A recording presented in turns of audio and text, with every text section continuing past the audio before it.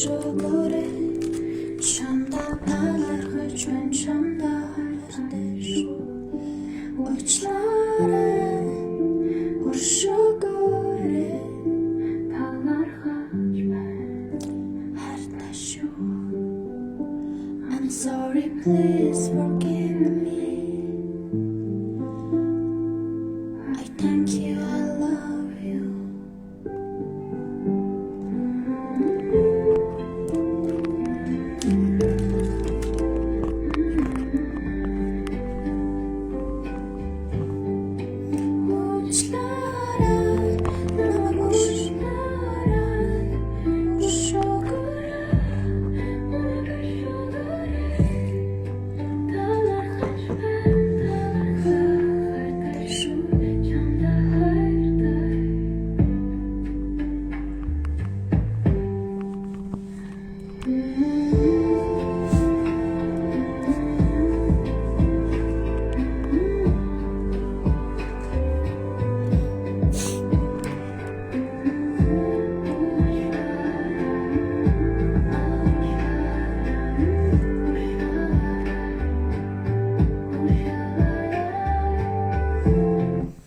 За сайн байцгаана уу, орой мэндэ.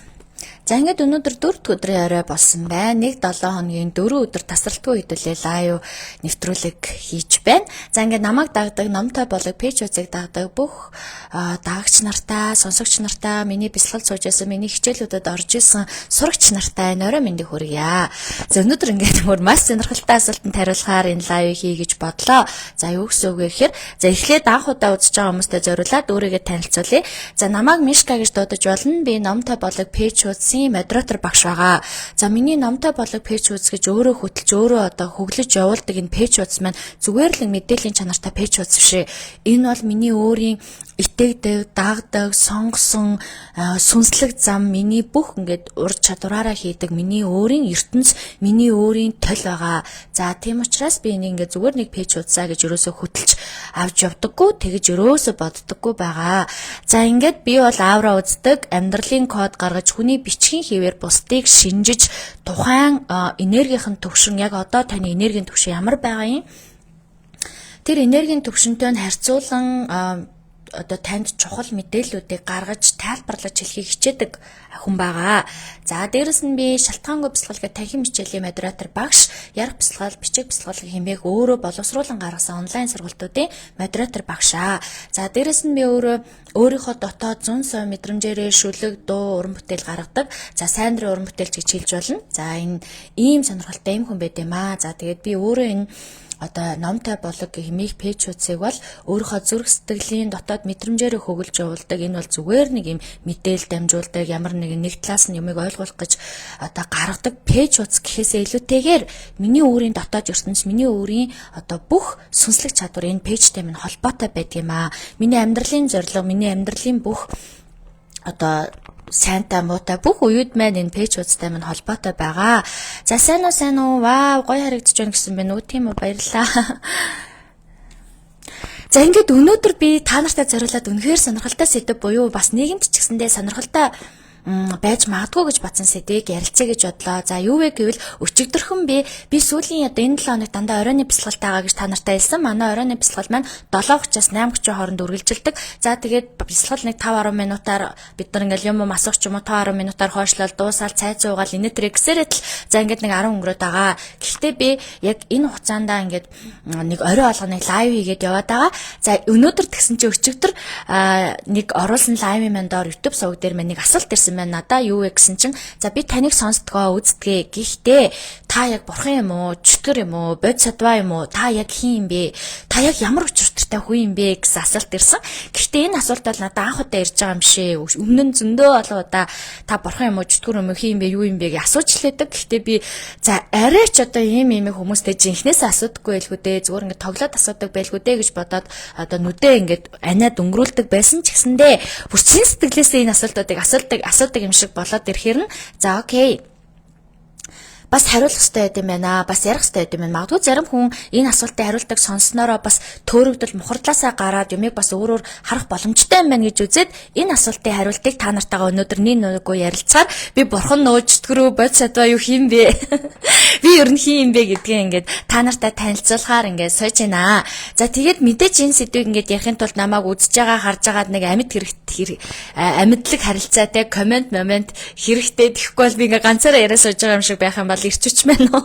Онж магадгүй учраас та нар маань гоё асуулт асуугаад ингээд лайк дараа таныг байна. Би энд байна. Би таныг үзэж шүү гэдгийг харуулаарай. Мэдээж энэ лайв маань бол YouTube сувагд маань орон завтай чөлөөтэй цагийн зөрүүтэй гадаад мададаас намайг бас хүмүүс үздэг. Тэдгээр хүмүүс маань л дараа нь ингээд нөхөө сонсох боломжтой. За өнөөдөр та энэ таны цагийг үрээд энэ лайвыг үзснээрээ би танд юу тайлбарлаж өгөх вэ гэхээр энэ нийгэмд байгаа тэгтээ тэргүй энерги 900 тэгтээ тэргүй ингээд бид нар шошинтлаг одоо янз бүрийн ингээд тийм ойлголтууд явж байгаа 900 дээр амьдарч байна. Тийм учраас энд ингээд янз бүрийн баг зүүж байгаа, янз бүрийн өөрийгөө ийм тийм гэж танилцуулж байгаа энэ мухардал энэ төрөлдлөөс гарч магадгүй гэж би бодоод би энэ одоо сэдвийг ярьж байна. За гэхдээ энэ сэдвийг би ярих та бүх зүйл миний эцсийн туйлын үнэн бишээ. Би өөрийнхөө мэддэг хэмжээнд өөрийнхөө судалсан тойргийнхоо хэмжээнд одоо хүрээ хязгаартаа ярьж байгаа. Та үүнийг өөрийнхөө мэдлэгийнхаа хүрээнд сонсож, өөрийнхөө мэдсэн сонссон мэдлэг мэдэгдэхүүн дээрээ одоо энийг ингээд сонсоорой гэж одоо сонсомоор одоо хэлмээр энэ те. Гэтэ би энэ асуултыг бас зөв гэж бодож байна. Яагаад гэвэл угаасаа ингээл нэг цагаан ов зөмсөөлныг гарч ирээл те бясалгал энэ төр хийж харагдаал нэг дом шившлэг заагаал ингээд хаар хүмүүс ч бас ингээд толгой нь иргэдэм юм шиг байна. Одоо юу юм болоо ямар ч таагүй юм болоо гэж бас ойлгодог. Тэгээд дээрэс нь манай монголчин нөгөө дэлхийн зүрхэн дээр байрладаг дэлхийн одоо ертөнц дэлхий гараг галактик нөгөө газар зүүн байрлалаараа харах юм бол Монгол улс маань өөрөө яг дэлхийн зүрхэн дээр байрладаг учраас аюул сүнслэг хүмүүс байдаг. Сүнслэг хүмүүс байдаг учраас манайх ч өөрөө тэнгэр удган шүтлэгтэй буюу ингээд бөө удган шүтлэгтэй ийм байхаар чи нөгөө бөө одоо удган шүтлэг дотор хүмүүс зарим нь те ингээд янз янзаар өөрийгөө би бурхан байна, би чөтгөр байна гэд гаргаад яриад байдаг учраас нийгэмд иймэрхүү ойлголтод гарч ирж байгаа хүмүүс асуух нь зүйтэй гэж бодож байна. Энэ бол яг миний хариулах цаг болсон, миний ярих цаг болсон учраас би өнөөдөр энэ сэдвийг ингээд сонгож аваад ярьж гинэ гэж би ойлгож байна. За дээрэс нь бас зарим нэг хүмүүстэй бүр өөрийнхөө ингээд зураг мөргийг ингээд миний зургийг ингээд зүүгээд явах юм бол ажил үс чинь бүтэн гэж ах жишээний өөрийнхөө одоо янз бүрийн юм сонсон ингээд юмнууд ингээд гаргацсан байдаг. Энэ яагаад гэрлэн гин сонь болоод амал. За ингэсэн байдгаа. Тийм учраас хүмүүс чинь төөрөлд нөгөө энерги 900 гэдэг бол маш олон энергийн задрагаа явагдаж байгаа үе яахгүй юу? Энэ дотор чинь бидний мэдэхгүй өмнө нь хаалттай байсан, нээлттэй байсан бүх төрлийн мэдээллүүд задрагаа явагдаж байгаа үе учраас угаасаа хүссэн үсээгүй бид нар төөрөлдөж магадгүй үе учраас би танд яг өнөөдөр яг энэ цаг мөчтөөр өөрийнхөө мэдсэн сурсныг сайхан нэг нүгөө хуваалцъя. За манай монголчин ингээд дэлхийн зүрхэн дээр байрладаг. Дэлхийг амьд сүнслэг гэж үздэг. Дэлхий өөрөө амьд учраас мод ургамал дэлхийгээс үүсч хөгжиж байгаа хүмүүс нүртэл амьд сүнстэй байгаа. Тийм учраас дэлхийн өөрөө ингээд яг гол төв цэг буюу цээжин дээр байрлах буюу зүрхэн дээр нь монголчууд байрладаг. Энэ монголчууд чинь тийм ч учраас байгаль дэлхийгээ залбирдаг, мөрөгдөг, уул усаа хүнддэгдэг, савдаг, одоо уул усны савдаг эзэд гэж ярьдаг, бөө удган шүтлэг ингээд бөөгөө болгодог, чойжно болгодог ийм орн байгаа. Онцлогтой орон, маш онцлогтой. Гэхдээ энийг ингээ хэтрүүлээд тантра, янтра, мантра гэдэг энэ бурхны ойлголтуудыг хэтрүүлэх юм бол солиорж болжшгүй, галзуурж болжшгүй одоо тийм ус орон, тийм хүмүүс ахгүй юу. Тэгэхээр хэдүүлээ бас энэнийхээ ялгаа салгааг бас ойлгоцгоё. Ус орон болон одоо тий өөр ингэсэн онцлогтой орон болгоо өөрөө дотроо шивнэлдэж ярддаг, шивнээ өгтэй байгаа шүү дээ тий. Манай орны хүмүүс нэг тиймтэй. За яах вэ гэдэг ингэдэг тий. Тэр шиг манай орныхан жоохон сүнслэгтэй. За яах вэ гэдэг шиг ийм улс оронд бид нар амьдарч байгаа болохоор өнөөдрийн маань сэдв бас маш олон гой зүйлүүдийг тайлж өгөх болов уу гэж бодож байна. За ингээд надаас асуулт нь би таныг ингээд сонсдог та гэхдээ айгу ингээд их сонин өрмөцхөн та ингээд бурхан юм уу, чөтгөр юм уу, шулам юм уу гэж надаас асуусан. Үнэхээр энэ асуултанд хариулахад надад хөвгөлтэй санагдаж байгаа ч гэсэндээ окей би хариулъя. За яг одоо энэ дэлхийн ертөнцийн дээр бурхан чөтгөр бид нартай хамт зэрэгцэн амьдардгүй. Эрт дээр үед бол энэ дэлхий гэдэг гариг өөрөө энэ дэлхийн ертөнцид маань бурханч, чөтгөрч, шулмж амьдардаг байжээ. Эдгээр хүмүүс амьдраад өөрийнхөө ур чадвараар өөрийнхөө сэтгэл сонирхлоор ямар нэгэн арга барил, судар, ном, түүх юу гэдэг ямар нэгэн зүйлүүдийг бүтээжээ. Ингээд бурхад за энэ гариг бол бидний амьдрах гариг биш юм байна. Энд одоо хүн төрлөختнийг үлдээе. Гэт бидний хүн төрөлхтнийг энэ гаригдаа үлдээгээд өөрсдөө өөр ертөнц буюу өөр газар ингэж амьдарч өөрөөсдийнхөө гэр орон одоо оршихуйгаа бүтээсэн байна. Өөрсдөө оршихуйгаа өөрсдөө бүтээсэн гэсэн үг шүү. За тэгсэн чинь бурхны зам, бурхны бүтээсэн судар ном сайн сайхны төлөө юмыг ингэ сайн сайхнаар гаргаж ирсэн арга барил бүтээлүүд гэж байгаа. Чөтгөр буюу шулмууд одоо муу сөрөг би бол энерги хүн, би бол шашны хүн биш. Би чөтгөр шулам гэж ярихаар надад хөвгөлтэй байдаг ч гэсэндээ би яг сөрөг энерги гэдгийг чөтгөр шулам гэж ярьж байгаа шүү. За ингээд эдгээр ингээд чөтгөрүүд нь шулмууд нь ч гэсэн өөр өөрсдөө гэсэн арга барилаар өөр өөрсдөө гэсэн галактик оршуудаа ингээд бий болох гээд байх гээд ингээд ямар нэг арга хэрэгслүүдийг бүтээгээд үлдээчихжээ. Рунах үзэр янз бүрийн тэмдэгтүүд, янз бүрийн шившлэг дом, ийм шившлэг дом гэдэг энэ арга чаргуудыг бол ерөнхийдөө шулмууд хөвчлэн одоо бүтээсэн. Шулмууд ингээд энэ шулам гэдэг чинь бас юм муухай гэсэн үг биш. Кино ингээд чийж үзэг Google-дэн дээр дандаа шулам гэхэр нэг юм эсрэг дүрийг үзүүлсээр хагаад хүмүүс шулам гэхэр л муу гэж ойлгож байгаа. Угаасаа энэ байгаль оршихуй гэдэг чинь янз бүрийн бүтээлүүдийг гаргаж идэг байхгүй. Тэгэхээр энэ байгаль оршихуйгаасаа зүгээр л энэ уул ус, энэ навч ургамал, чулуу янз бүрийн юмыг холиод тэр юмны ид шидээр тэр юмны мөн чанараар нь дахиад нэг юм шид бүтээж байгаа хүний хэлж байгаа архилхимч гэж хүн байгаа. Юмсын мөн чанарыг өөрчилж чаддаг усыг элс болгож чаддаг, элсийг ус болгож чаддаг. За ийм ингээд юмсуудыг өөрчилдөг шидтэй ийм аргууд байгаа. Гэтэл яг одоо энэ нийгэм дэлхий буюу энэ дэлхийн ертөнц дээр яг одоо энерги 900 явагдаж байгаа энэ галактик дээр чөтгөр бурхан бид нартай хамт зэрэгцэж оршоогүй. Бид нартай хамт амьдрахаа болчихсон. Эдгээр чинь өөрсдийн гэсэн оршуутай, өөрсдийн гэсэн газартай байхгүй юу? Харин эсэргээрээ хэн амьдарч байна вэ гэхээр бурханы аргыг ашигладаг хүмүүс, чөтгөрийн аргыг ашигладаг хүмүүс, шулмын аргыг ашигладаг хүмүүс гэж байгаа. За тэд нар одоо жишээ нь хэд би намайг ингээл хүмүүс та бод садваа юм а бурхан юм а чөтгөр юм шулам аг гэж ярьдаг. Яагаад вэ гэвэл би өөрөө ингээд шившлэг дом хилж өгдөг би шившлэг дом арга засал зааж өгдөг. Дээрээс нь би бясалгал заадаг. Дээрээс нь би тарин дуулдаг, тарин зохиодог, тарины дуулал хийдэг хүн учраас хүмүүс ингээ энэ бүхнийг ингээ хольж ойлгож чадахгүй байгаа. Үнэн дээ би бурханлаг тэнгэрлэг аргыг ашиглан за мөн чөтгөр шулмын ч гэсэн гаргасан. Гэхдээ би шулмыг муухай гэж боддгоо учраас эрт дээр үед амьдарч исэн шулмуудын зохиос энэ амьдрал ахуйд хэрэглэгдэхүйц зан шившлэгийг ашигладаг. Үүнийг би аргад мэрэгд хандах гэдэг арга барилыг ашиглан энэ амьдралд нэвтрүүлдэг хүн юм а. Юу гэсэн үг вэ гэхээр аргад мэрэгэн хандна гэдэг нь энэ дэлхий дээр амьдарч байгаа амьдрал чинь маш олон байдгаал маш олон мөн чанараар явагдаж байгаа. Зарим зүйлсүүд үнэхээр хэцүү, зарим зүйлсүүд ойлгоход хэцүү, заримдаа бид нарт тусламж дэмжлэг хэрэгтэй байх үе байдаг. Also миний амьдрал ч гэсэндээ ер нь одоо ийм тусламж дэмжлэг хин нэгний дэмжлэг хэрэгтэй байсан үе зөндөө байсан. Тийм учраас би аргад мэрэгж хандаж бүх шашин заагдсан бүх арга барилуудыг уншиж судлаад шулам ингээд муухай сэтлэр шулмын аргуудыг ашиглаж болно та. Гэхдээ сэтэл нь өөрөө буруу хүн алий, хүн одоо юу гэдэг хохироо, гимтэй, бэртэй хин нэг одоо хайр зүрх сэтгэлийг өөртөө татаж авъя ч гэдэг юм уу. Ийм сэтэл муухай юм хийх юм бол тэр чинь жинхэнэ шулмын үйлдэл болж байгаа. Эсвэргээрээ та эрт дээр үе дэлхий дээр амьдарч исэн энэ байгаль дэлхийн ертөнцийн одоо энэ байгалийн янз бүрийн орцуудыг нийлүүлээд янз бүрийн шившлэг дом хийжсэн тэр шулмын аргыг ашиглаж болох ч гэсэндээ сэтэл нь өөрөө зөв эдгэхийн тулд, ангаахын тулд, хайрлахын тулд, өөрийгөө хамгаалахын тулд ашиглаж байвал болно. Юу вэ гэхээр энэ бол зүгээр л нэг та одоо дэлхийн ертөнц дээр шиддэнгүүд байдаг бурхад чөтгөрүүд амьдардаг байх үеэс ингээд хадгалагдаж ирсэн аргуудыг ашиглаж гин гэсэн үг. За тэгсэн чинь дэлхий дээр ийм ойлголт байдаг.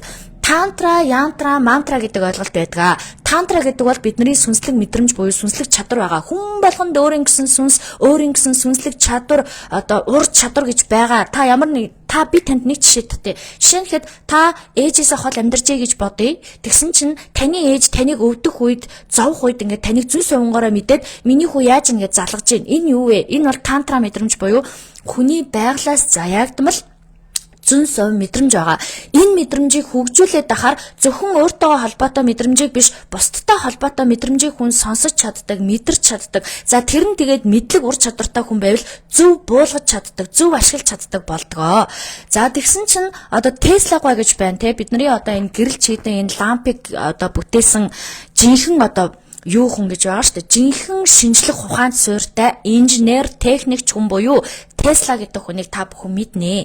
За энэ хүн маань өөрийн түүхэндээ бичсэн байдгаа. Энэ хүн нь юу вэ гэхээр би шинжлэх ухаанд итгэдэггүй, би шашин шүтлэгт итгэдэггүй байлаа залуу байхдаа. Гэхдээ одоо би ингээд 40 гараад 50 гараад амьдралд маш олон зүйлийг туулаад ирэхээр миний өөрийн тайлбарлаж болохгүй далд ертөнц гэж байдгийг би бүрэн хүлээн зөвшөөрж байна.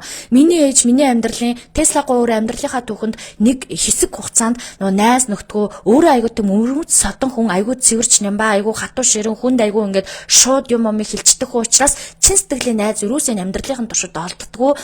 За тэгээд нэг ингээд хүмүүсээс дандаа ингээд гадуурхагдаад байдаг болохоор тэр хүн ганцаардаад нэг хэсэг мөрөдө тоглоомд ордё.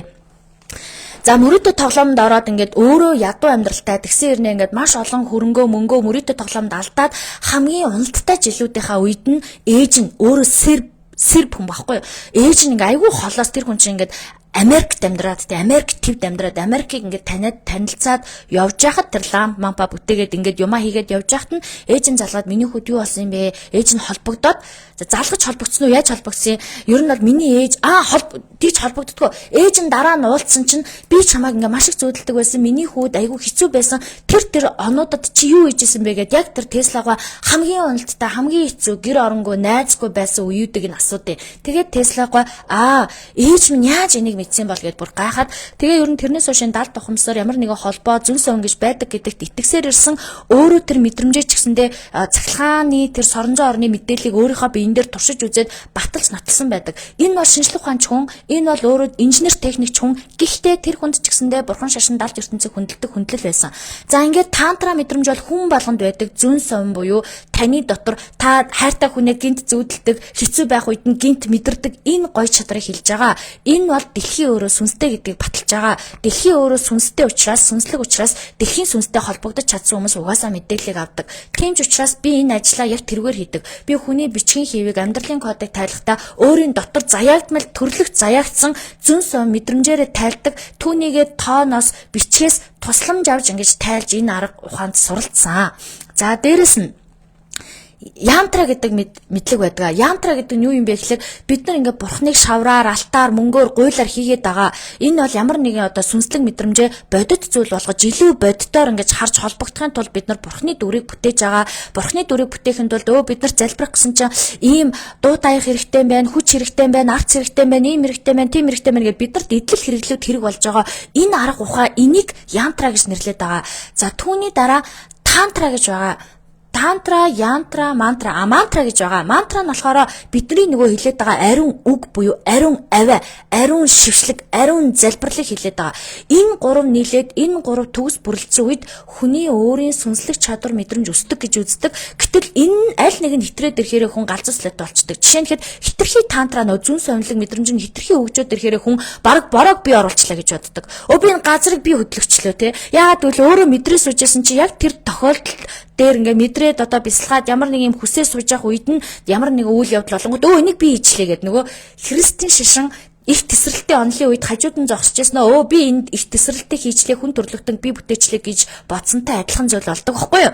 Тэгэнгүүт энэ дэлхийн ертөнцийн дээр энэ хүмүүс чинь зүгээр шулмын зохиосон аргыг ашиглаад шулмын зохиосон аргыг ашиглан өөртөө хийсэн янз бүрийн шид янз бүрийн тохиолдсон үйл явдлаараа би шулам юм байна гэж бодчихж байгаа байхгүй юу. Би бод садваа юм байна. Би энийг энэ хүнийг эдгээчлээ ангаачлаа би бод садваа юм байна. Би бурхан юм байна гэж боддог. Уучлаарай төр байж та үнэндээ бид нар бүгдөө яс баг нас бүтсэн хүн гэхдээ шашны үзэл буюу энерги үзэлд юу гэж үздэг вэ гэхээр би хэл сэтгэл гурав зөв байх юм бол та өөрөө бурханлаг шин чанараа хөгжүүлж чаднаа.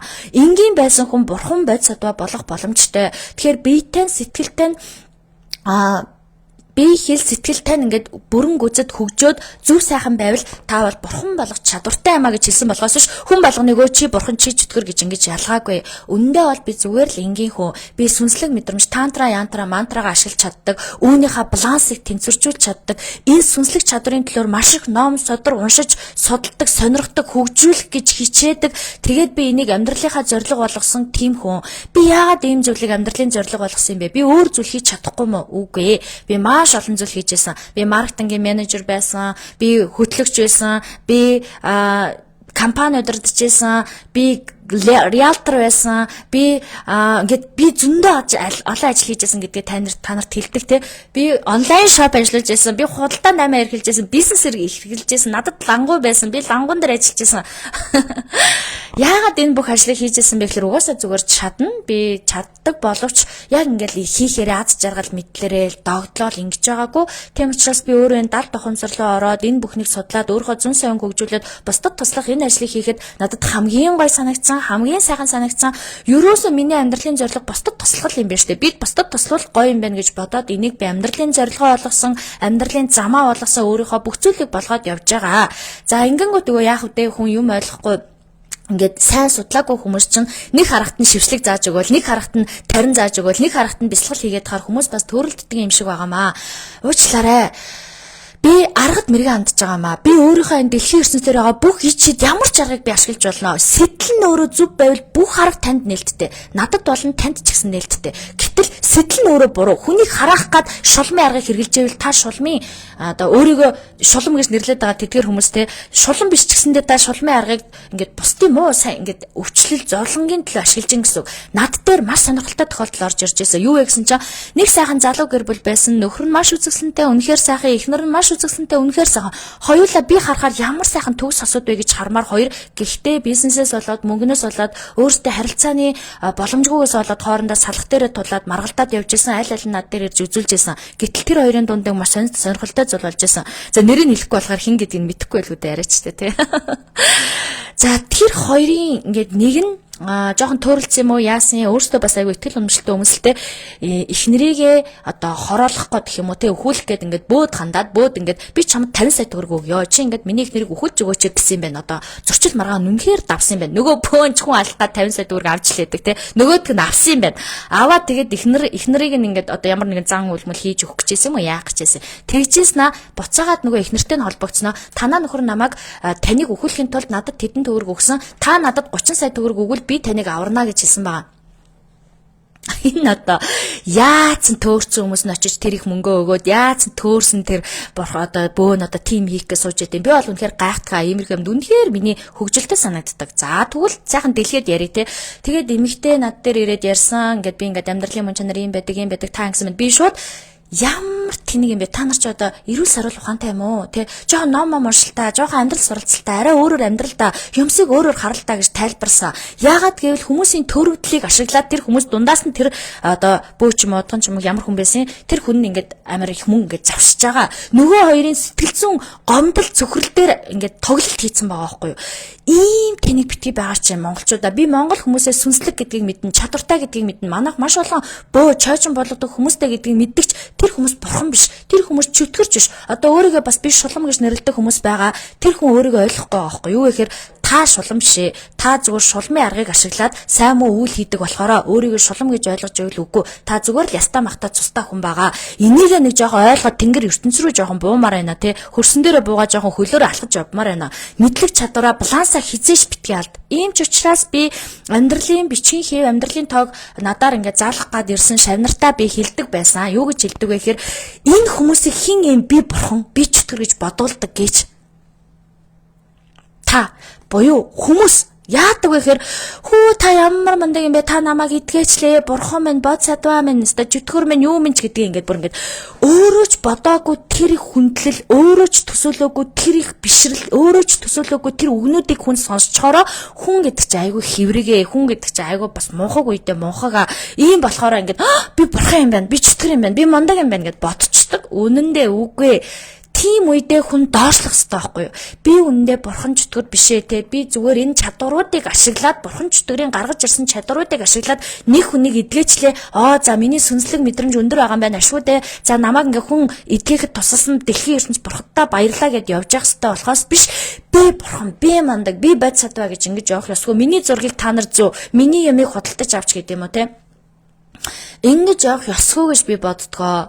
За дээрэс нь би бас амьдралтай. Би ч адилхан уйлнаа, дуулнаа, дурлнаа, инээнэ, хананаа, зовноо, зүдэрнэ.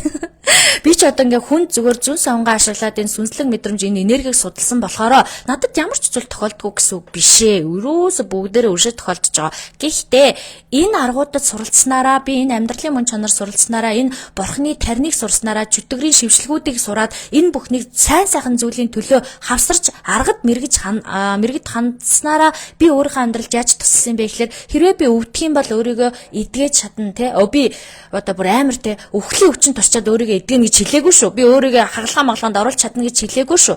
Зүгээр энерги өвчин туссан тохиолдолд те хүн чинь энерги өвчин, махан биений өвчин, янз бүрийн гинтийн зовлон зүдгүүр гэж бас тустай байна. Би махан биений өвчлөл биш ингээд одоо энерги өвчлүүдийг бол өөрөө ангаачдаг, өөрөө эдгэждэг, өөрөө би янз бүрийн юунд ямар арга ашиглахаа мэддэг учраас залбираад, гуйгаад, итгээд, үнэмшээд ингээд явчихдаг аа.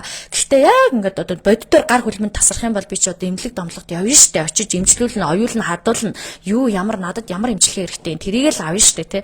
Тэгэхээр шинжлэх ухаан гэдэг бол бас л бурхадтай адилхан маш хүчтэй ойлголт, маш хүчтэй мэдлэг. Шинжлэх ухааныг өгөөсгөж болохгүй, далд ертөнцийг өгөөсгөж болохгүй. Энэ хоёр хамтдаа нийлэхээр ичдэг бүтээдэг. Энэ хоёр тусдаа байхаараа жоох эгог бүтээдэг тий. Шинжлэх ухаан ганцаараа өгчөөд ирэхээр би шинжлэх ухаан бол мундаг гэж ярьдаг. Бурхан ч одоо сүнслэг мэдрэмж ганцаараа хөгжөөд ирэхээр би мундаг, би бүхнийг хийдэг гэдэг. Энэ хоёр хамтдаа байх хэвээр. Нөгөө тантра, янтра, мантра гурав шиг байх хэвээр. Гэтэл зарим хүмүүс ингээл айгүй ингээл дүр төрхөө өөрчлөл яг тэр хүмүүс ингээл бурхан минь, багш минь та намайг эдгэлээ, та англиа, та сурж авахлан та тийм гэдээ хар чин тэр хүмүүс өөрийгөө мундаг гэд би угаасаа энийг хийчихэж байгаа юм байна гэд ингээ бодчихдог байхгүй юу. Байж та бурхны эрт дээр үед амьдарч байхдаа гаргаж ирсэн сургаал судар арга барилыг ашиглан та бусдыг эдгэхэд тусалсан байхгүй юу? Та тэр аргыг ашигладаг хүн болохоос биш та өөрөө бурхан болсон юм биш ээ. Энийг ингээд маш сайн ойлгоод хөрсөн дээр бууж явах хэрэгтэй байна. Зарим хүмүүс би чөтгөр биш болон би оршуулна гэж гавал мавл урдаа тавьсан хумс мусаа ургуулсан те. Ингээд сочдаг. Үгүй эрт дээр үед угаасаа энэ руна хүзэр мөзөр таарат мэргээр ашигладаг шулмууд бол байсан. Тэдгээр шулмууд бүх шулмууд муу мухаа балар сэтэл гэж хэлж байгаа юм биш. Зүгээр л тэр хүн байгаль дэлхийн ертөнцид байгаа энерги тогтолцоог уншиж чаддаг. Тэгээд одоо ямар нэгэн зохиолдлоор тэр тухайн энергийн нөхцлөөр шулам гэж нэрлэлсэн юм байна. Тэр шулам молом гэдэг үг нь одоо яг ямар утга учиртай муу юмыг илэрхийлээд байгаа юм, сайн юмыг илэрхийлээд байгаа юм. Тэрийг бол би уншиж судалж амжааг байна. Та нар өөрсдөө уншиж судал хай те. Энд ч одоо интернетээр дүүрнэл байгаа илүү дээ. Гэхдээ би нэг л юмыг баттай хэлж чадна. Яг одоо энэ дэлхийн ертөнцийн хүн төрлөختөнд л амьдарч байгаа. Энэ дэлхийн ертөнцийн зэрэгэлдээ ертөнцид далд ухамсар, далд одоо сүнслэг ертөнц, тантра ертөнц бол бидний зэрэгэлдээ ойролцоо буюу яг энэ дэлхийн ертөнцээр давтагдаж амьдарч байгаа. Гэхдээ бид нар өөр хуулиар захирагддаг. Бид нар өөр дүрмтэй жам яс байгаль гэдэг чинь бүр маш нарийн, маш эмгцэгцтэй, маш шудраг дүрмтэй. Ийм дүрмтэй байхад хин тэр дэлхий дээр хин би бурхан, би чөтгөр яваад байна. Гэхдээ бурхны шинд бол хүн залбираад гэгээрээд бие хэл сэтгэл гурван зүв болоод ирэхээр бурханлаг мөн чанартай буюу гэгээрлэг олж болно гэж хэлсэн. Яг одоо энэ дэлхий дээр гэгээрсэн хүмүүс бол маш олон байгаа. Гэгээрлийн зам руу явж байгаа хүмүүс бол маш олон байгаа. Энэ хүмүүс яагаад гэгээрээд байгаа юм гэхээр бие нь хэл нь сэтгэл нь ариусаад байгаа маа. Ингэж байгаа учраас гэгэрж байгаа болохоос биш. Одоо нөгөө тий зүг зүгээр ээж жаад бурхан цаанаасаа бурхан төрж мөрөөд ингэж байгаа биш. Яагаад гэвэл бид нар эрт дээр үед олон мянган жилийн өмнө Христос Есүс гэдэг бурхны хүүгээд тэнгэрлэг энергитэй хүн төрөөд бусдыг ингэж эдгэж анааж исэн. Энэ хүн бол үнэхээр бурхны хүү байсан уу гэвэл байсан. Гэхдээ тэр бурхны хүү өөрөө тэр үе цаг мөч тэр тохиолдолоор тэр он цаг төрсөн болохоос энэ он цагт биш ээ. Он цаг энерги ялгаагаа бас ойлгох хэрэгтэй. Энэ он цагт хэн яаж төрөх вэ гэхээр бид нар цэвэр хүн төрлөөрөө төрөөд өөрсдөө сонголтоо хийдэг. Та бурхан баймаар байна уу, чөтгөр баймаар байна уу гэдгээр та өөрөө сонголтоо хийдэг. Тэрнээс та төрөлхийн чөтгөр шиг төрөөд та төрөлхийн бурхан шиг төрж байгаа юм биш. Энэ нь яг мэдээ цаад сүнсний өгөгдөл ухамсарын насжилтын мэдээлэл энэ төр байна л да. Энэ нь нөлөөлнө л дөө. Гэхдээ эцсийн бүлэгт хүн чөтгөр үү шулам уу гэдгийг өөрөө сонгодог. За жишээ нь мэддгээр өөрийгөө жишээ авчи. Жишээ нь миний амьдралд маш олон хэцүү зовлонтой зүдгүүртэй юмнууд тохиолдож исэн. Эндээс би нөгөө Joker кинон дээр гардаг шиг одоо дутуугийн комплекстэй өөрийгөө хохирогч юм байна гэж бодоод би өөрийгөө одоо юм бусдыг бусдыг гомдоосон, бусдыг хохироосон тийм мэддэгтгүнтэй, тийм ухамсартай хүн болж болох байсан уу гэвэл болох байсан. Гэхдээ би надад тэр нэг амар утгагүй санагдсан. Хин нэгэнд гомдоол ингээл үзэн ядаал ч юм уу те ингээл хин нэгнийг хохроогоол хин нэгнийг хохрохын төлөө ямар нэгэн зам үйл хийн гэвэл миний гарч хөдлөхгүй, миний сэтгэлч хөдлөхгүй, миний ухамсарч хөдлөхгүй, миний эдс хөдлөхгүй. Эсвэргээрээ яагаад энэ дом шившлэг залбирлууд яагаад хүчээ аваад энэ яагаад бусдын амьдралд нөлөөлөд байдаг вэ гэхээр сэтэл нь өөрөө сайхан байгаа байхгүй юу? Яагаад энэ сэтэл надад төрсөн бэ гэхээр та өөрөө над чиг ажил хийгээд үзэлтэй. Ажлын онцлог гэж байна. Юу вэ гэхээр би өдөрт 6 хүн үздэг юм а. 5-аас 6 хүн үздэг. Чадал нь тэр максимум нь тэр. Тэрнээс олон хүнд би цаг тасралтгүй ярьлаа гэж бодоход миний ам чилээд ирүү мултраад унчих байлгүй. За тэдгээр хүмүүс 6 ор зовлон сонсноо. Нэг нь аав ээж мань хүчинцэн ингэсэн тэгсэн гэн, нэг нь би ингээд өртөө ширтэ бай, нэг нь гэр бүлээсээ салах гэж нэнэтрэ гэд. Энэ бүх зовлон сонссны дараа хүнд ямар сэтэл төрнө гэж энэ хүмүүст яаж туслах вэ гэж бодно. Ямар ч тэнэг мангар, ямар ч ухаан мата хүн байсан тэгжил бодно. Яаж туслах вэ? Туслах арга чарга байдсан болов? Миний энэ дом шившлэг заагаад видео оруулаад байгаа ганцхан зорилго нь эдгээр хүмүүсийн зовлон сонсчоод хэрвээ туслах арга байвал хилээд өгчөөсөн гэдэг сэтлэр би энэ бүхнийг хийдэм а. Тэгээд би бүхэл аргыг нь уншдаг. Бурхныхын, шулмынхын ямар аргыг нь уншина. Гэхдээ сэтлэн цэвэр ариун бол энэ зөв гэдгийг би мэддэг учраас би энэ видеог та энерги хамгаалаарай, сүрэг энергиэр хамгаалаарай, гэрийнхаа энергийг хамгаалаарай, хараал жатах гаднаас орж ирж байгаа энергиэр энийг ингээд хамгаалчаарай гэд би тэр аргуудыг танилцуулаад байгаа. Таны өөрийн сэтэл зөв те би өөрийгөө л хамгаалахын төлөө гэр бүлийн гишүүдэд хамгаалахын төлөө энэ бүхнийг хийвэл эн чинь окей зөв энэ зөв гэтэл та за тэрмүү сараг гомдооч тэрмүү батаа хохирооч гэж бодвол уучлаарай. Та төлөөстэй.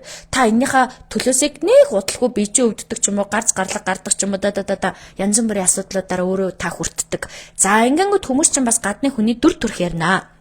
Юу вэ гэхээр одоо ингээд та ингээд цагаан ууц өмсдөг бод садваа юу гэд та ажлын онцлогоо бодоо би чинь бясалгал хийдэг багшаа бясалгал хийж байгаа хүн жинс өмд өмсчөөд өсгөдөө гутал өмсчөөд нүрээ ингээд те сормос интернаачаа суух айгу хэцүү байд юм а тийм учраас мэдээж би ажлынхаа онцлог таарад өөртөө бийтэй хөнгөө хувцас сонгож байгаа нь тэрэ гэхдээ тэр хувцас маань би өөрөө бас ингээд өөрийнхөө дотоод ертөнц гэж байгаа шүү дээ миний дотоод ертөнцөөрөө би цагаан өнгөнд дуртай би цагаан өнгийг хүсдэг би цагаан өнгийг шүтдэг, биширдэг, цэвэр ариун цайлган сэтгэл, цэвэр ариун цагаан байдлыг илэрхийлдэг. Би цагаан өнгийг шүтдэг учраас цагаан өнгийг хөвчлэн өмсдөг.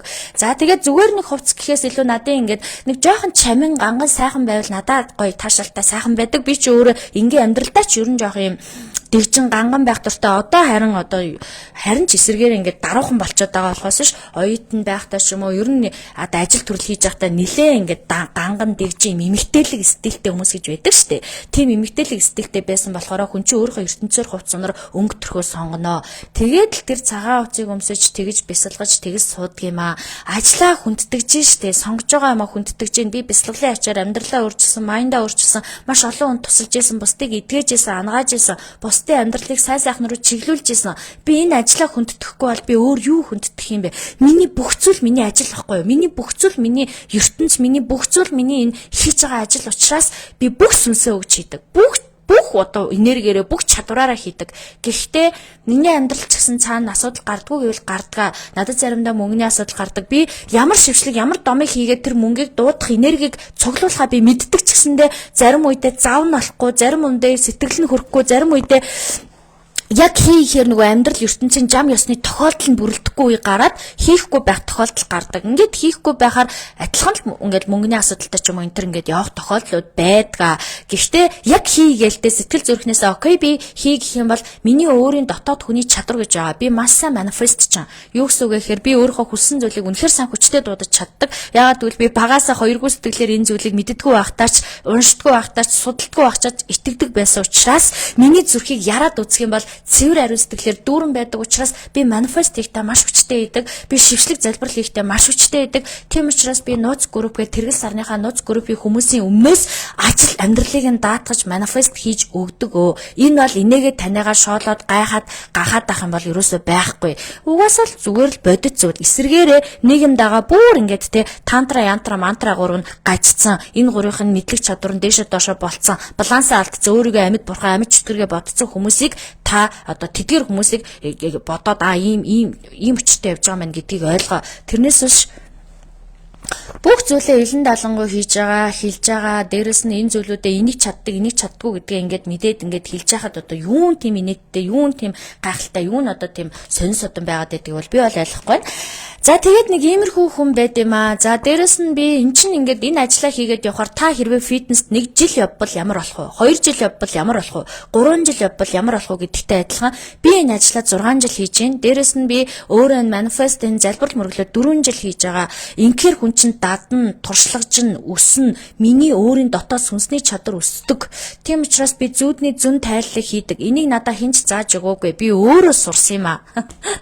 Өөрөө сурсан юм чи одоо багш байхгүй юм чи байсан бол тэр багш надад зааж өгсөн гэж хэлсэн. Байхгүй юмыг одоо яах вэ те? Угаасаа би байхгүй. Угаасаа миний дотор байдаг чадвар, миний өөрийн сүнсний ухамсарын нарчилт маш олон юм нөлөөлж байгаа. Хин нэгэн зүйдээ ямар нэгэн зүйлээ ярихт нь би бяцлаглынхаа мөн чанар, бяцлаглаасаа мэдэрсэн чадвараа хэлэхэд нь би танд ийм тохиох гэж байгаа юм байна. Ингүүл болох юм байна гэдгийг би тааруулж зүн хэлдэг. Энэ бол миний өөрийн сүнслэг чадвар. Энийг одоо яах ёстой юм те? Тэгээ ингээд хүмүүс ингээд хин нэгэн зааж өгсөн гэхээр л айгүй ингээд хүндэтгээл ойлгоод хин ч зааж өгөөг өөрөө сурсан гэдэг ойлголтыг ойлгох цаг нь болоогүй байхгүй юу. Өөрөө сурах боломжтой гэдгийг хүмүүс мэддэг, тэр чадварын, тэр энергийн түвшинд хүрээгүй байгаа болохоор тэрнээс шалтгаалаад ингээд энэ хүмүүсийг өөрөө цаанаасаа ийм юмыг сураад мэдэж байгаа гэдгийг ойлгож чаддгүй маа. Үнэ. Угаасаа цаанаасаа сурсан юм аа. Одоо үний юмыг үнээр нь л ярьж шүү дээ. Хин нэгэн үнэхээр заагаад өгсөн бол би тэр багшигаа дагуулж ирээд миний багш гэж ийм хүн байдیں۔ Энэ багштайгаа хамтдаа ингэж сурсан гэд харуулгасан. Тэгээ байхгүй болохоор үнэхээр тэгж харуулах юм алга да.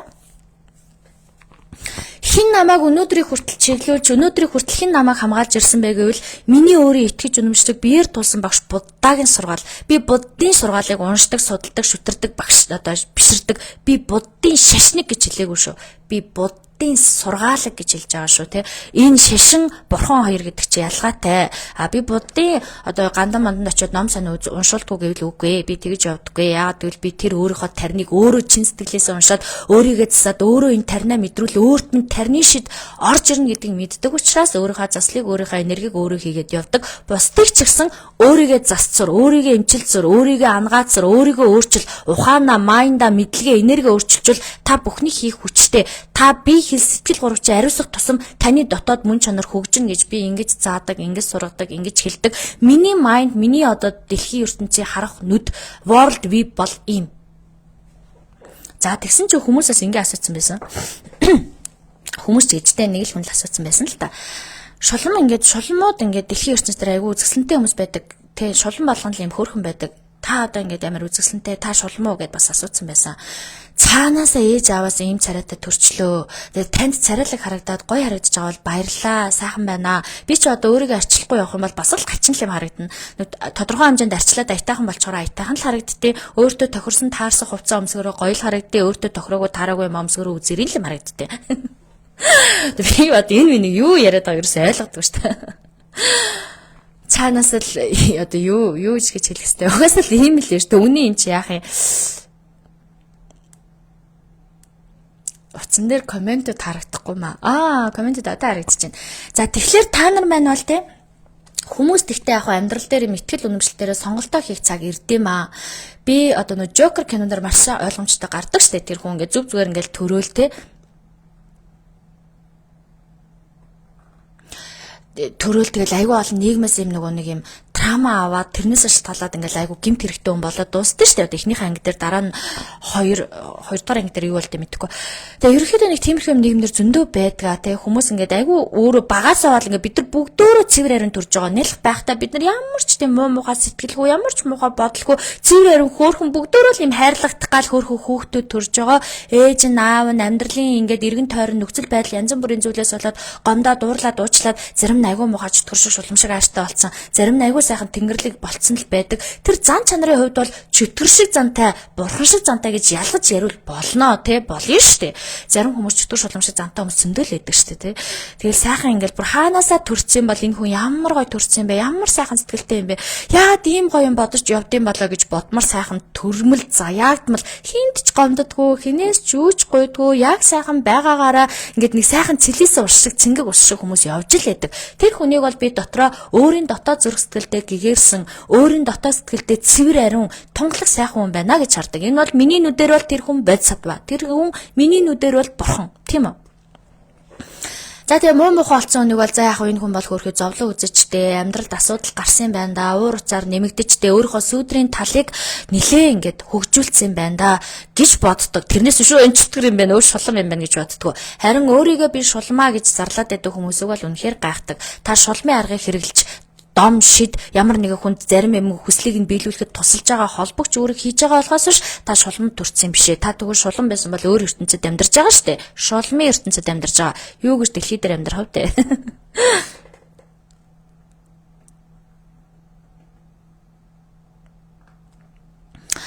За нэг иймэрхүү зүйлүүд байна. Өөр асуулт сонь сайхан юу вэ?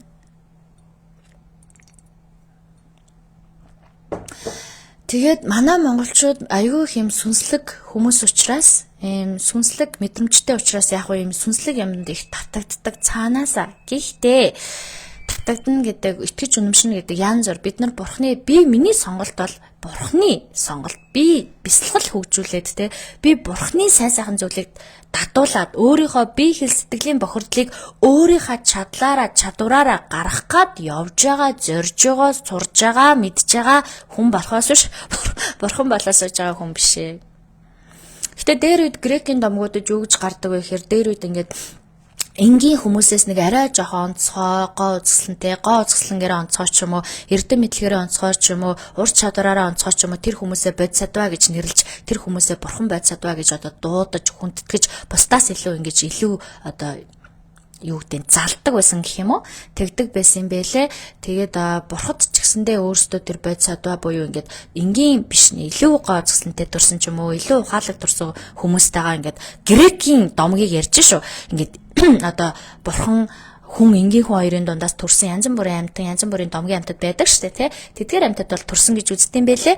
Гэхдээ энэ грекийн домгуудыг би нэг лайв дээр бас ярьжсэн худлаа юм уу зохиомол юм уу гэсэн чинь үнэн байх магадлал гарч ирсэн гэж үздэг юм бэлээ. Юу вэ гэхээр могоон үстэй Медуса гэдэг юу байдаг могоо устай амтан байдаг ингээд айгүй гой гоо үзэсгэлэнтэй гоё эмэгтэй байжгаад нөө хайртай залуудаач болов гомдоод Зевс шийтгээд тэр хүүхний нүд рүү Зевс шийтгдэггүй Зевсээс өөрөө гойд. Яагаад бол үнэхээр гоо үзэсгэлэнтэй болохоор бүх залуучууд ингээ араас нь хоргоогоод бүх залуучууд ингээ өөрийн тайван байхгүй болохоор эрэгтэй хүнийг ингээд бүр үзий ядаад тэгээд Зевсээс ингээд хүч гойдог намааг ингээд хүний нүд рүү харахаар тэр хүн чулуу болгож хувиргадаг тийм ид шид өгөөч гэд. Тэгээд Зевс тэрний тэр хүслийг нь биелүүлээд Медуса өөрөө хүний ингээ нүд рүү нь харангуй шууд тэр хүний эрэгтэй өнөө чулуу болгодог тийм одоо шидтэй гэдэг юм уу одоо тийм чадвартай болоод өөрөө ингээд бүх залуучуудаа ингээд өөрийг нь гомдоосон залуучуудаас өшөөгөө авч явжгаад өөрөө тэр нь айгу таалагдаад одоо нөгөө эго нь хөдөлж ин гэсэн үг шүү дээ. Тэр нь илүү таалагдаад өөрөө тэр дүрэндээ хувраа тэр чигтээ тэрүүгээр үлдчихдэг. Тэгсэн чинь айгу сонио тэр ингээд нөгөө грек чин Турк ч нөөрэ грекэд эзлэгдэжсэн юм байна. Тэгээ грекийн одоо нийслэл нэг хэсэг туркэд байрладаг байсан юм байна л да. Одоо бидний дээр аялаад байдаг Памукола тэр газруудад. Тэгээ малтлах хийжсэн чинь тэр доороос нэг бунхан гарч ирчээ. Тэр бунхныг гаргаад онгоолоод үзсэн чинь яг ингээ боддоор Медусагийн буюу могоон үстэй ийм толгоо гарч ирчээ. Тэгээд энэ нь болохоор яг жинхэнэ одоо ингээ дэлхий дээр байт юм байна л та. Тэр нь болохоор одоо энэ Ромын папын сүм татгалагдчихэйдэг гэсэн. Бүр үнэхээр одоо боломжтой бол нэр үнэн үү байдгүй гэдээ асуугаа судлаад уншаад юм ингээд судалмаар надад санагддаг. Тэгээд тэр Ромын папад байгаа тэр Медусагийн яг мэдээж олон нийтэд ингээд бүгдэнд нь зарлаад тент ч ойлгохгүй ч н олон хүмүүс байгаа. Бүгдэнд нь зарлдаггүй ч гэсэн цөөхөн хүмүүс ингээд мэддэм байна л та.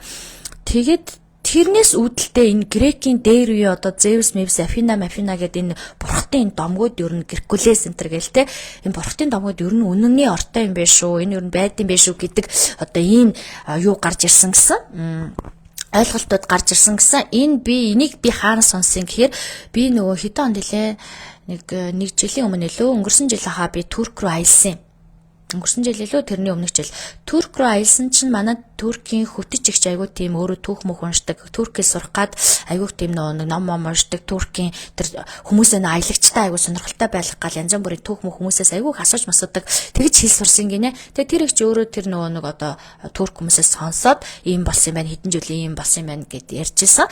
Тэгээд энэ бол саяхан болсон тэр малтлах саяхан болсон үйл явдал гээд бүр айгуу ойрхон бараг хэдэн жил 10 жилийн өмнө энэ Медусагийн юг олсон энэ төр гэдээ яриад байсан.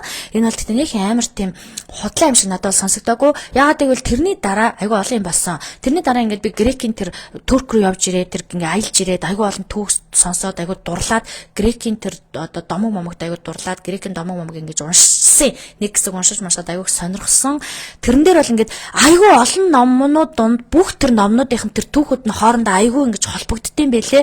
Хэрвээ ингээд зохиомл байсан бол холбогдохгүй. Гэтэл бүр яг тэр ингээд он цаг дараалалаараа холбогдоод байдаг болохоор надад бол бас энэ дээр үеийн түүх нэрэл одоо бидний хэлж байгаа одоо эрт дээр үед нь дэлхий дээр бурхтан ч чөтгөрүүд нь шолмууд нь сүнслэг амьтад нь домгийн амьтад нь тэр нөгөө центавр ментавр ганц эвэрт улуу муу бүгдөө амьдардаг байх үед бол жинхнээс ийм зүйл үйл явдлууд болж исэн юм байна. Тэгээд тэр одоо бол энэ дэлхийн ертөнцийн тэр бурхад чөтгөр домгийн амьтад бүгдөө амьдрахаа болцсон. Гэхдээ одоо энерги ерөн зөнд юу хэлдэг вэ гэхээр 5D энерги ертөнц рүү бид нар шилжиж байна. Хэрвээ энергийн 5D ертөнц рүү манай дэлхийн маань амжилттай шилжчих юм бол домгийн амьтад, үлгэрийн амьтад, сахиусан тэнгэрүүд бидэртэй зэрэгцээ оршин бүх хүмүүс ингээд яг нүдэрээ хараад чихээрээ сонсоод одоо нохоо муур тэ морь зөрөө бид нар ингээд хараад тижээгээд үйж яадаг шиг домгийн амьтад ч гэсэн бидэрт харагддаг болно.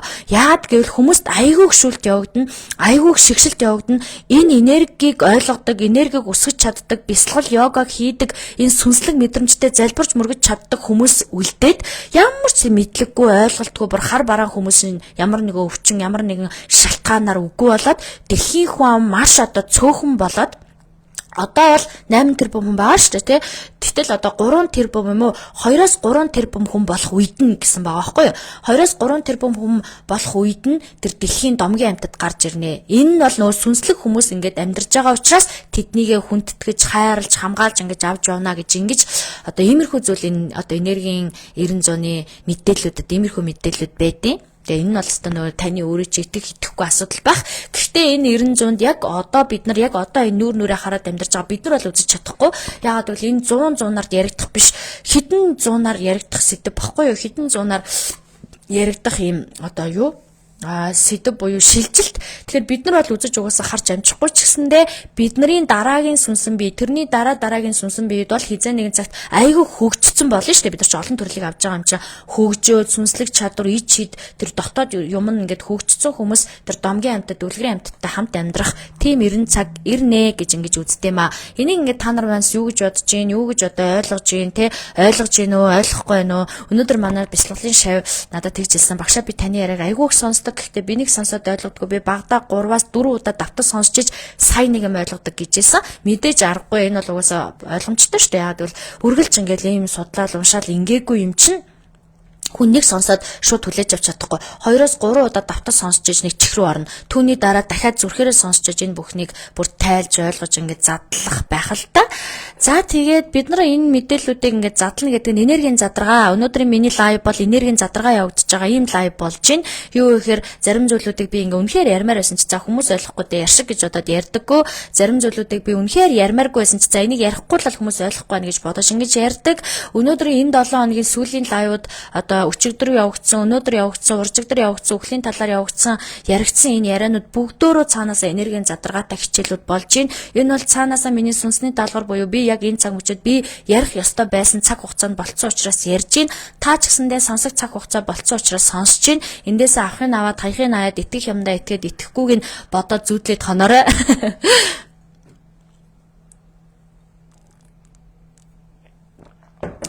За тэгээд та хинбэ гэдэг асуултанд хариултаа авч аваагүй надаас асуугаад байсан тэр үзэгч сонсогч маань намайг одоо хинбэ гэдгийг ойлгосон бах. Би бол аргад мэрэгэн ханддаг энгийн хүн, сүнслэг мэдрэмжээ хөгжүүлээд амьдралын зорилгоо олоод явж байгаа хүн. Миний хамгийн гой сонголт бол би бүх юмыг угааж цэвэрлэж чаддаг, бүх юмыг өсгөж чаддаг техник бол дэлхий дээр одоо бясалгал юм байна гэж бодсон учраас би бясалгалыг сонгосон.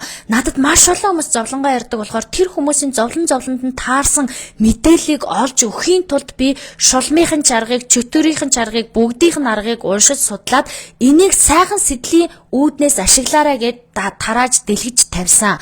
Өнөөдөр ч гэсэн миний пэйжийг бясалгалын багш нар үздэг, өнөөдөр ч гэсэн аавра үздэг хүмүүс, надтай адилхан хийдэг хүмүүс үздэг, надаас аргаас сурдаг, надаар сурсан ямаараа хүн үзээ явдаг. Өнөөдөр ч гэсэн яг ингээд өөрийгөө бурхан чөтгөр шулам гэдэг бүх хүмүүс миний пэйжэд орсон арга заршлаар зөндөө олон үйлэг хийдгээ би мэднэ. Хин миний имийг үзээд хин яаж одоо ашигладгийг би мэднэ. Энэ Би угаасаа ашиглгээд тавьчихсан юм а. Би өөрөө ашиглгээд өгчихсэн юм а. Гэхдээ энийг ингээд те бас ингээд ямар нэг юмд юм шудраг хандаад Мишка агшийн танилцуулснаар сонсож боловсруулсан. Эсвэл Мишка агшийн танилцуулснаар би өөрөө ойлгоод үнийгээ би цаашаа хөгжүүлээд ингээд явсан юм а гэд ингээд бас яриул бас зохилтой санагддаг. Яагаад вэ гэвэл эн чинь одоо ямар нэг юм бити зүгээр л копи хийжээ те.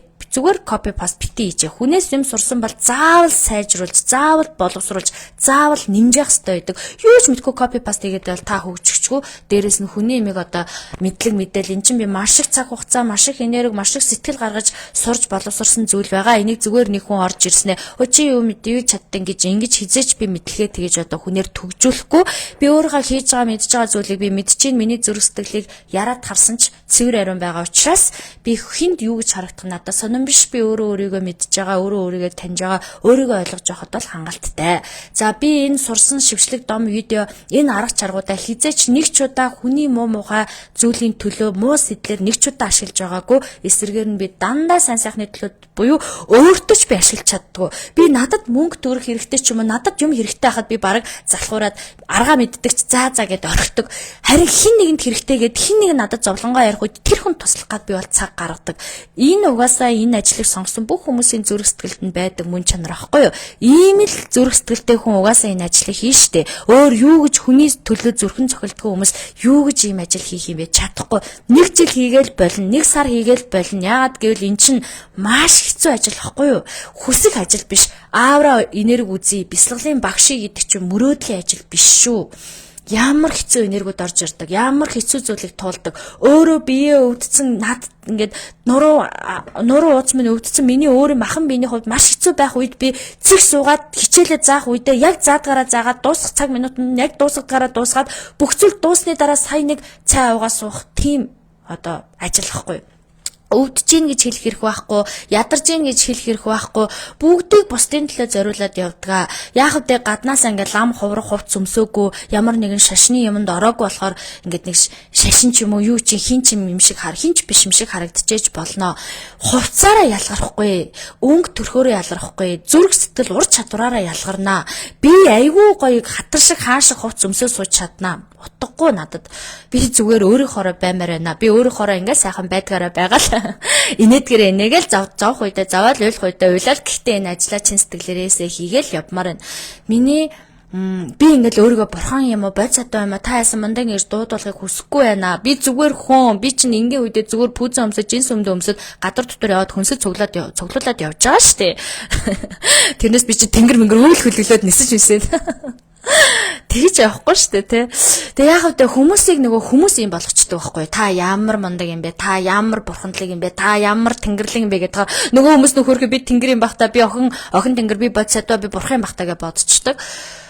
Байж хүү ингэж одоо тий хальтиж далдиж явахгүй юу гэсэн үг гэхээр өөртөө бас жоохон ингэж анализтай дэлхийн ертөнцийн зам ёсны тойрогт амьдарч байгаа гэдгээ бас ойлгох хэрэгтэй. Төгс гэгэрсэн бурхан буддаа багш нисч үзүүлээгүй те хүнийг идгээж амьлуулж үзүүлээгүй. Өөрийгөө би бурхан гэж зарлаагүй байхад бид нар одоо хин юм бэ?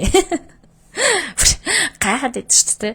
Төгс гэгэрсэн бурхан багш ч өөрөө бүр гэгэрснийхаа дараа бадар гуйгаад аяг бариад айлаас хоол гуйгаа явжсэн шүү. Яагаад гэвэл энэ хүн сүнслэг тэр ингээд эгогоо дарахын тулд ухамсарын сүнсний одоо тий аамрын би лаг би мундаг гэсэн зүйлээ дарахын тулд өөрөө би зүгээр энгийн гэдэг сэтгэлээрээ ингээд бадар гуйгаад айлаас хоол гуйгаа явж байдаг. Хүмүүс хүндлээд тий уу яана та битгий ингэж гингүүд та ингээд тий би ингэж ёстой өнөөдөр одоо яг одоо миний бадар гуйх цаг юм аа гэд ингээд үнэнгээ хэлээд хичнээн даруухан явдаг тий.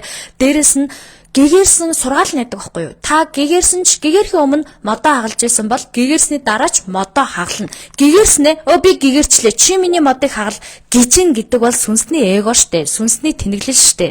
Эсвэргээрээ хүн юу хийх ёстой тэрийг л хийх ёстой. Юу яаж амьдарч исэн тэрүүгээрээ л амьдрах ёстой тий.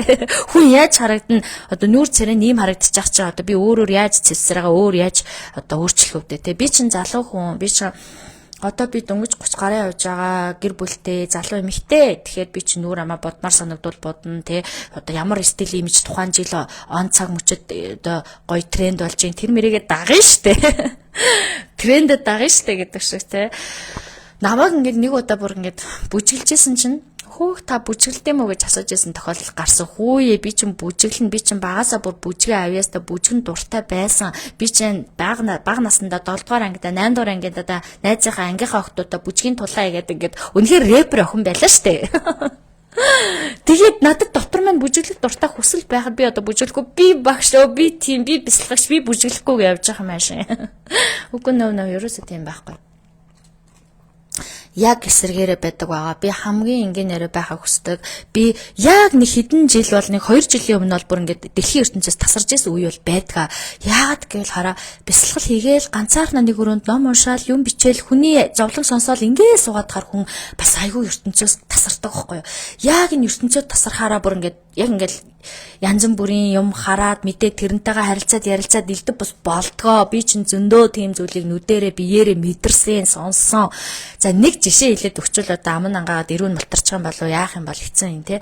Тэгжсэн. Гэхдээ тэр үеэ би газар дуулахын арга гэж бурхан багшаа сургаалтч байдаг, өчнөө олон сургаалт байдаг. Ингэж өөрийгөө бурхан болчлоо те, амарлаг болчлоо гэж бодож явах үедээ газар дуулахын арга хийгээрэй гэд би амьдрал ертөнцийн дээрээ бууж ирээд газар дуулахын арга хийгээд найз нөхдөдтэйгээ уулзаад гадуур дотор аялаад ингээд нэрээ амьдрал өрнж байгаа шүү. Банкнд хүмүүс ойчралтай хിവэрэ байгаа шүү дээ. Тэнд хүмүүс өлсөж байгаа хിвэр байгаа шүү. Йоо би бүр нэрээ айгуу гой тэнгэр дээр явж исэн байх шүү гэдгээ ингээд ойлгоод дандаа иймэрхүү үеүдээ ингээд сүнслэг балансаа барьдаг байхгүй юу. Сүнслэг балансаа барихгүй бол ёстой хөвгөлтэй юм болно. Нөгөө нэг би энэ бороог оруулчлаа, би энэ газрыг хагалчлаа, би тэр нөгөө төхөл бөмбөгчнийг төрүүлүүлчлээ гэж ярьдаг хүн шиг болно шүү дээ, тэ.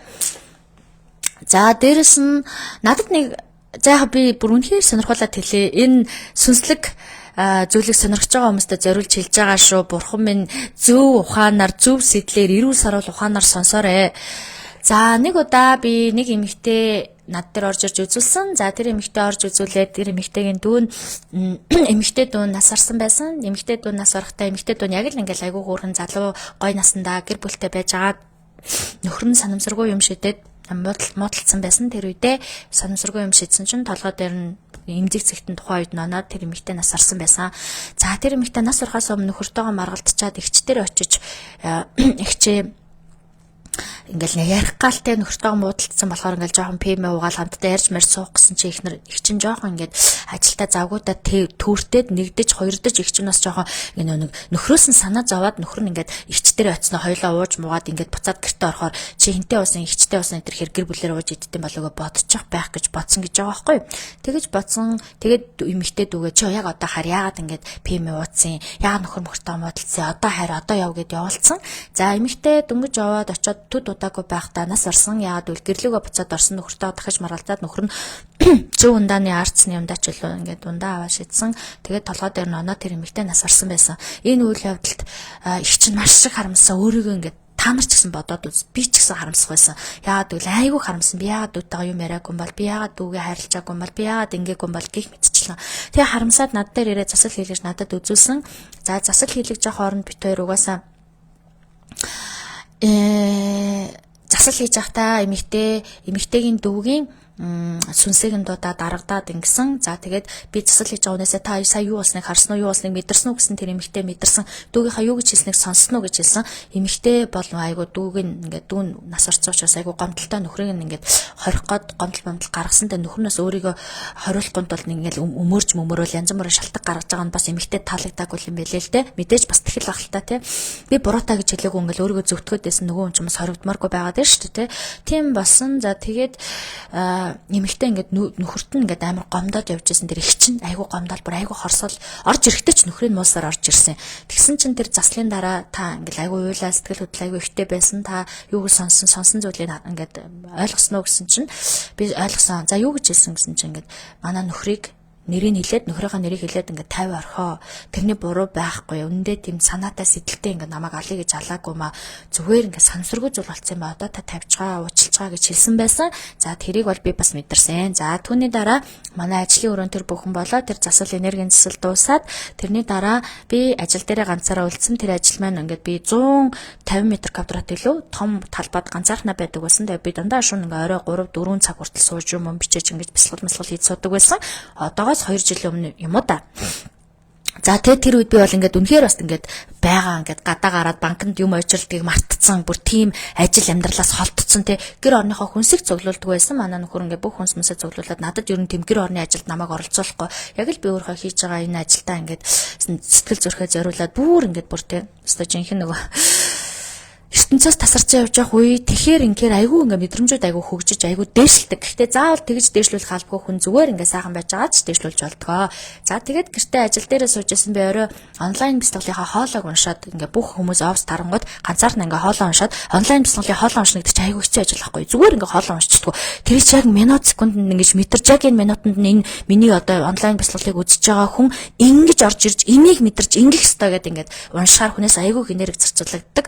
За тэгээ хоолойгоо уншаа суужсэн чинь надын одоо нөгөө бяцлаглын танхимд ихэд би микрофоноор ингэж ярьдаг. Микрофоноо ингээ хаацсан хичээл дуусаад хаацсан байсан чинь микрофоноор Мишка гэж дуудсан нэг залуу эмэгтэйгийн хоолой байсан. За тэгээд эвгүй санагдаад тэг чин бараг шөнийн 4 цаг магийн үед яг ер нь 3 4 цагийн үр цороор ер нь тиймэрхүү ингээд энерги одоо тийм сүнсэн биеуд ингэж сэрэх хүчээ авах тохиолдлууд айгүй их байдаг. Бурхны судар дээр хүртэл бичсэн байдаг. За тэгээд би Мишка гэдэг айгүй тод дуудсан. Тэгээ би эхлээд шалгаж үзсэн. За Bluetooth-тэй холбочих юм утас мацаар ямар нэг юм авсан биш үү гэсэн чи Bluetooth-тэй холбоогүй. Микрофон маань асаалттай байна уу харсан чи микрофон маань унтраатай. Коридорт хин намайг дуудсан болов гэд үүдээ ингээ онгоолгоод коридор руу харсан 4 цаг болж исэн. Тэр офс дотор хинч байхгүй зөвхөн би байсан. За тэгээд ойлголоо. За энд бол ингээд миний өрөөнд үлдчихсэн юм байна гэдгийг бол ойлгосон. Тэр бол нөө нас арсан эмэгтэйгийн одоо дуу хоолой байсан. За тэгээд за энэ эмэгтэйг одоо яаж явуулах уу те яаж би одоо явуулж чадаагүй маань засал хийхдээ нөө эрчтний хитрхи одоо анхаарад дүүгийг нь явуулах дээр нь анхаараагүй юм байна. Энэ бол миний цэвэр алдаа байсан. За тийм учраас окей гэдээ ойлгоод эхлээд би айсан. Айгаад ингээ ганцаархнаа байгаа учраас эвгүй санагдаад яг ингээ өрөөнөөсөө гараад ачаасаа гараа явж байсан. Нөхөрлөгөө залгасан чи уцаа авдаг шүн болсон юм чам. Тэг ингээд худлаач гэсэн уцаа аваач гэж залбирсан чи ерөөс уцаа авахгүй. Тэгэл айгаагүй царайлал ажилласаа ингээл гараад яваад алхажсэн гинт энэ ч одоо миний сонголт шүү дээ те. Энэ ч одоо миний ажил шүү дээ. Би ингэж айх байсан бол хийгээд яах юм бэ те. Ийм л юмнуудыг ингээ утур учрыг нь ойлгохгүй хужрыг нь тунгаах гэж ингэж хийгээгүй мөө гэд буцаад өөртөө хэлээд буцаад орж ирсэн. Буцаж орж ирээд за окей ингээ нүр тулаад ярилцаад одоо те ингээ өөрийнхөө чадах юм хийя. Өөрийнхөө ингээ залбирлыг юм хийя гэд. За тэгээд өөрийнхөө ингээд эхлээд юмын сонсыг хүслийн сонсоо яасан бэ юу болсон бэ яагаад ингээд одоо яваагүй юм бэ гэд хэлсэн чинь надад хариулт өгсөн. За тэр хариултыг сонсоод окей би явуулахын тулд чамайг юу яаж явуулах вэ би яаж явуулахаа мэдэхгүй байна гэж хэлсэн. Надад ингэж явуул гэж аргыг зааж өгсөн.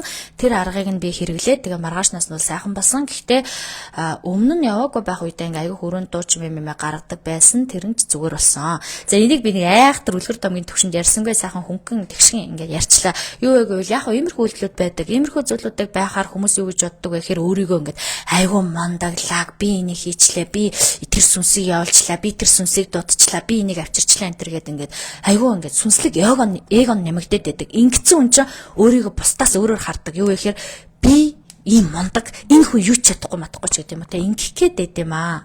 Гэхдээ би бол тэгдэггүй маа. Би бол өөрийгөө босод бүх хүнд юм мэдлэг сүнсний мэдлэг чадвар зүүн совин байдаг. За би энийг илүү хөгжүүлж чадсан миний ухамсарын арчилт надад илүү ур чадвар төрмөл заяагдмал чадваруудыг илгээсэн юм байна гэж би хүлээж авдаг. Тэрэндээ би талархдаг болохоос одорч энэ төрөө болдоггүй. Надад чадахгүй ч юм байдаг, чаддаг ч юм байдаг. Би чаддгаа хийгээ явж байгаа, чадахгүй руугаа ороочгүй явж байгаа. За нэг ийм л одоо зүйлүүд болж ин доо энэ бол одоо бодит үнэн юм байна.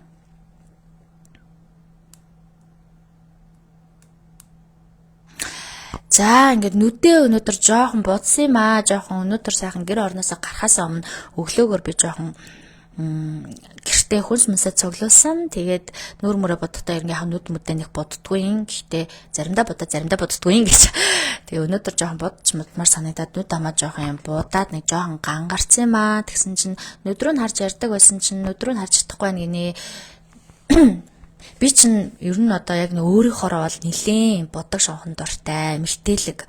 Би ингээд өөрөө айгүй ингээд бүр ингээд багаас 10 жилээсээ будж ийсэн. 10 жил 9-р 10-р ангиасаа бараг бид нар ингээд найз зөвхөдөрөө будаад эхэлсэн байсан.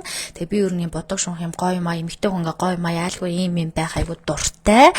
Одоо харин их дарагдчихад байгаа болохоос ер нь бол би ингээд бодог шонхон дуртай. Би айгүй бодмол байсан. Одоо байгаа бодмол юу ч заяа. Бүр энээс ч илүү бодмол байсан. Тэгээд ингээд айгүй уртмар сормосцуудыг юм айгүй ингээд бодмол байгаа. яагаад нэг оффист ингээ ажилд орсон ч манай ингээд ажлын ах бүр ингээд чи ямар боддیں۔ Чаага нүрэ ингэж боддیں гэж надаас суугаад тэгээ би угаасаа бодох дуртай юм аа. Би бодох нь бүр дуртай. Би өдөржингөө бүр нүрэ будаа суусан чадна. Би бодох дуртай болохоор ингээ бодсон. Яасан гэдэг тэгж хэлжсэн.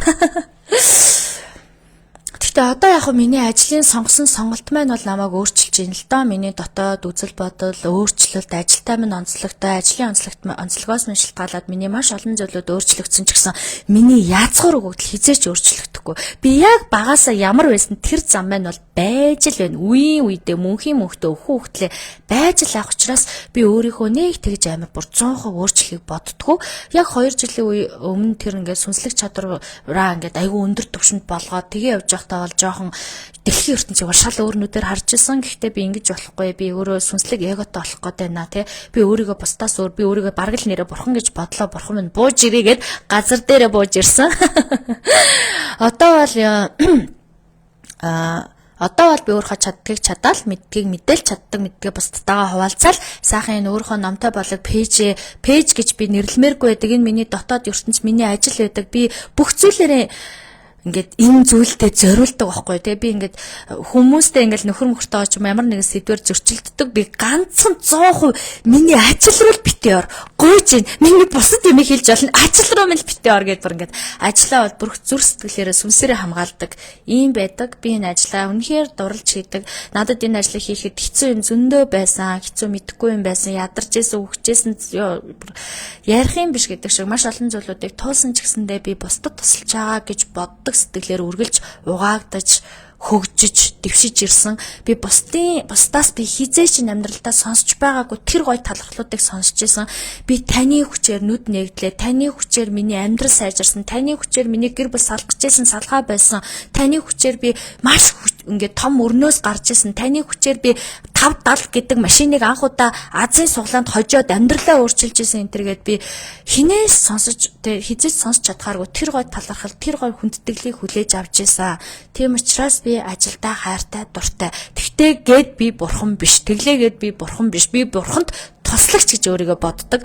Би бурханд туслахыг хүсдэг. Хэрвээ би бурханы нэг туслагч байсан бол яг баруун гар шин баймаар байгаа байхгүй. Яг нэг захирал хүн нарийн бичгтээ эдэж нарийн бичгийн цагийн чийж өгөөл өстө бичиг цаасын зохицуулаад гэр орныхын ажлыг зохицуулаад хаяа гэрт нь очиод гэрийн цэвэрлж өгөх үе гардаг шиг би яг бурханд тэгжил үйлчилмээр байдаг. Тэгэхээр миний сонголт бол хүн болгон бурхан байх уу, чөтгөр байх уу, сайн байх уу, муу байх уу гэдгээ сонгох эрхтэй. Та өөрөө сонголттой байна. Би таныг сонгуулж чадахгүй шүү дээ, тий. Амьдрал нөхцөл гадны орчноос болоод сонголт хийвэл та буруу сонголт хийчих магадгүй. Өөрийнхөө язгуур сүнсийг сонсож, өөрийнхөө дотоод мөн чанар багтаа хэн байснаас санаж ингээд сонголтоо хийх хэрэгтэй. Би бол багаасаа хүн туслах дуртай ийм цайлган цагаахан дэлгсэн ном шиг ийм л хүүхэд байсан. Одоо ч тэрүүгээрээ л байгаа. Би хүнээс бүр юм нууж чаддаггүй бүр. Энэ бол одоо миний бүр зарим үед ингээд болохгүй зүйлээ хүнд хэлээд би амар хүнд байдалд орж исэн. Одоо ч гэсэн би хэлсээр л байдаг. Яагаад миний амьдрал надад тохиолдож байгаа зүйл юм чи үний юм чи яах юм? Тэр чинь амар нууж муугаа далтлаад байх юм надад бол байхгүй санагддаг. Тэгэхээр би өөрийнхөө язгуур сүнс буюу төрмөл багийнхаа зан чанараар би энэ сонголтоо хийсэн. Миний сонголт бол тэнгэрлэг тал, миний сонголт бол ариун тал, миний сонголт бол бурхан Будда багшийн төгс гэгэрсэн багшийн сургаалыг дамжуулах, бусдад туслах аргыг олж унших, энэ аргаа өөрөө ашиглаад өөрөө тэрэндээ дадах, тэрийгээ би чаддаг хүнд нь хийж өгөх. Ерөөсөө л ийм амархан би ийм л юм хийгээ явж байгаа.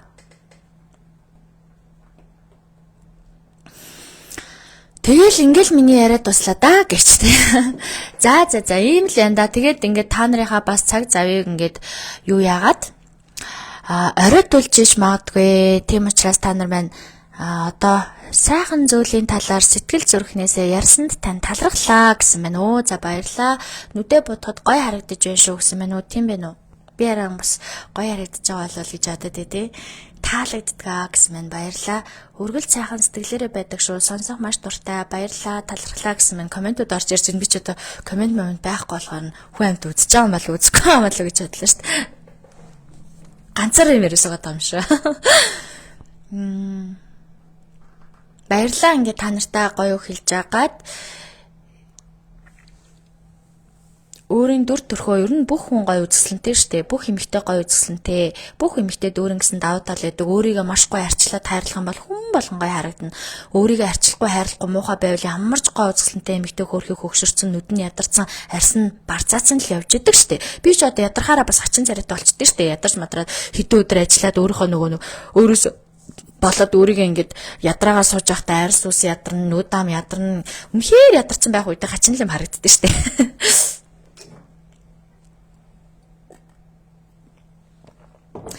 За тэгээд ингээд та нартай баярлалаа. Энэ орой болтол намайг сонссонд баярлалаа. За тэгээд маргааш хэрвээ лайв хэмээр өвлхийн, хэмээргүй өвл хийхгүй гэж энэ 7 хоног гэхдээ бясалгалтай 7 хоног орой болгон лайв хийсэн болохоор 5 өдөр бас маргааш ч гэсэндээ сүүлийн бясалгал хийнэ. Сүүлийн лайв хийгээд ингээд надад дандаа ингээд орой болгон лайв хийгээд ах цаг зав гараач юу, гүүч юу гэж бодоод хийвэл хийчих гэж бодож байгаа. Хэрвээ тэгээ хийхээр байвал хийнэ. Гинт шууд хийж байгаа үстэй те. Шууд лайв гэж орж ирж байна. За ингээд та нартай энэ ярьсан зүйлээс минь сайхан авахыг аваад, хаяхыг хаяад, өөрийнхөө мэдлэг чадвартай тулгуурлаад, сонсоод ингээрээ. За ерөнхийдөө бол битгий бурхны урдуур орж, бурхан гэж хин нэг шүтэж залбирч хамаг мөнгөө өгж, хамаг амьдралаа битгий одоо тэр хамаг цаг зав амьдрал ахуйгаа битгий үрээрээ. Хай асуух юм байна гэсэн мэн. За асуух юм байвал асуултанд хариулчихё.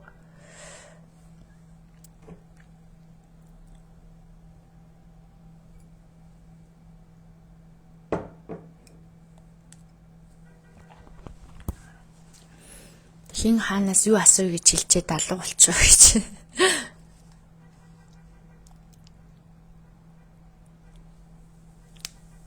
Комент нь орж ирж байна уу? Комент нь орж ирэхгүй байх шиг байх юм.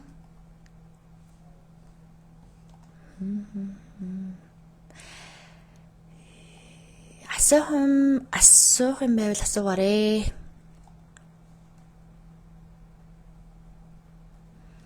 Комент хийсэн юу вэ? Чатар юм асуу гэсэн болоо. За тэгээ сайхан амарцгаагаарай. Лайва дуусгалаа шүү гэж. За тэгээ та нартай хайртай шүү. Яг өөрийнхөө яг ингээ ер нь цаг завандаа багтаагаал ярьлаа. Дахиад яриаггүй ч юм зөндөө үлдчихэж байгаа. Ямар ч байсан анхны сайхан ойлголтуудыг, анхны сайхан мэдгэтгүүнүүдийг авсан байхаа гэж бодож байна. Тэгээ та нартай хайртай шүү. Сайхан амраарай. Маргааш уулзцгаая. Баяртай. Өнөөдрийн сэдв таалагдсан болгоо сэтгэл үлдээгээрэй.